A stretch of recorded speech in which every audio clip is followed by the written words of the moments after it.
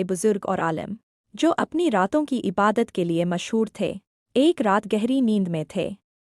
उन्होंने ख्वाब में देखा कि वह जन्नत के ऊंचे महलों के बीच टहल रहे हैं।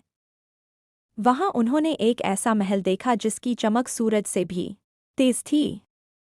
जब उन्होंने फरिश्तों से पूछा कि यह किसका मकाम है, तो जवाब मिला, यह आपका और आपके साथी का है। उन्होंने उत्सुकता से पूछा, कौन है मेरा वह खुशनसीब साथी?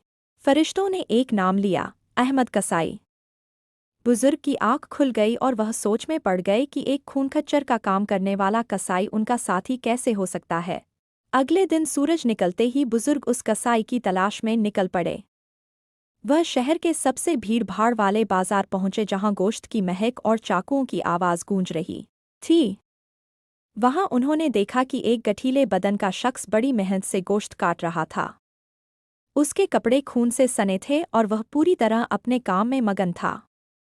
बुजुर्ग दूर एक कोने में बैठ गए और सोचने लगे कि क्या यही वह शख्स है जिसे जन्नत की इतनी बड़ी खुशखबरी मिली है।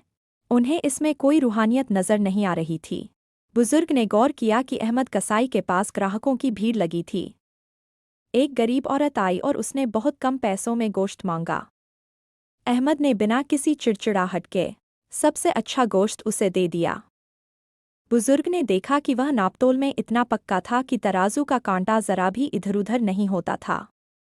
वह हराने वाले को सलाम करता और मुस्कुराकर बात करता।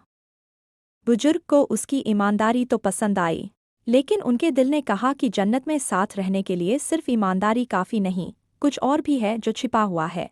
पूरा दिन गुजर गया। जब बाजार बंद होने का वक्त आया, तो अहमद कसाई ने दुकान की सफाई की। उसने गोश्त का एक बहुत ही कोमल और बेहतरीन हिस्सा अपने लिए बचा कर रखा। उसने उसे सादे पानी से 3 बार धोया, साफ कपड़े में लपेटा और उसे अपनी छाती से लगा लिया जैसे वह कोई कीमती खजाना हो। बुजुर्ग का शक गहरा गया।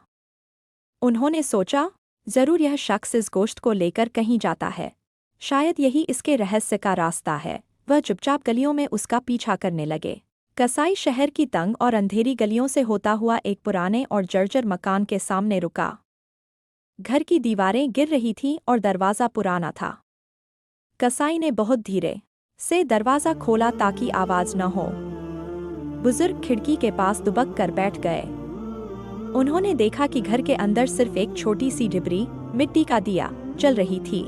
कसाई ने सबसे पहले चूल्हा सुलझाया और बड़े जतन से उस गोश्त को पकाने लगा। पकाने के दौरान वह बार बार उसे चखता ताकि वह उसकी माँ के लिए बिल्कुल नरम रहे। जब सालन, कड़ी